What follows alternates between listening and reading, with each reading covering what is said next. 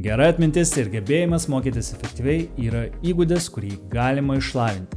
Šiame vaizdo įraše pristatysiu pasaulio atminties rekordus, kurių pasiekė paprasti žmonės kaip ir tu. Jie neturėjo jokio įgimto talento, tiesiog paskyrė laiko įvaldyti atminties metodikas, kurių gali išmokti ir tu. Pirmasis rekordas – kortų kaladės įsiminimas. Tau pateikiama atsitiktinė tvarka sumaišyta kortų kaladė. Tavo užduotis – įsiminti visas 52 kortas taip, kaip jos sumaišytos, per kiek galima trumpesnį laiką ir tada sumaišyti kitą kortų kaladę identiškai. Per kiek laiko tai padarė pasaulio rekordininkas?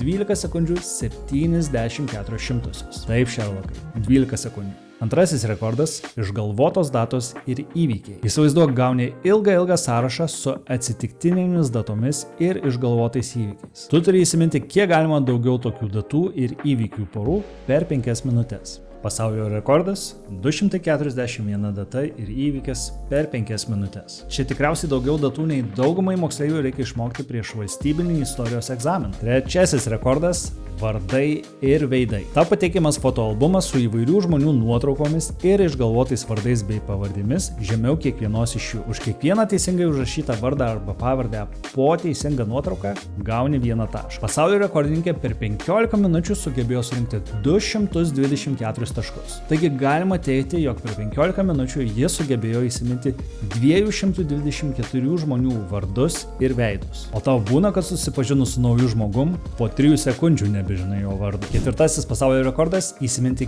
kiek galima ilgesnę skaičių seką per 5 minutės. Pasaulio rekordas – 642 skaitmenys. Kitaip tariant, tai yra 71 naujas telefono numeris per 5 minutės, o tu bent savo tėčio arba mamos telefono numerį moki mintinai. Pi konstanta yra begalinė ir nesikartojanti. Oficialusis pasaulio rekordas, vardinant pi konstantos skaitmenius po kablelio, tai yra 3,14 ir taip toliau, yra 70 030 skaitmenų po kablelio išvardintų be klaidų. Šių žmonių pasiekimai nėra nulemti kažkokio ypatingo talento ar gamtos dovanos. Jie tiesiog įvaldė įsiminimo metodikas, kurių gali išmokti ir tu. O jei tu galėtum įsiminti bet ką greičiau ir lengviau, kur panaudotum šiuos gebėjimus? Pasidalink komentaruose.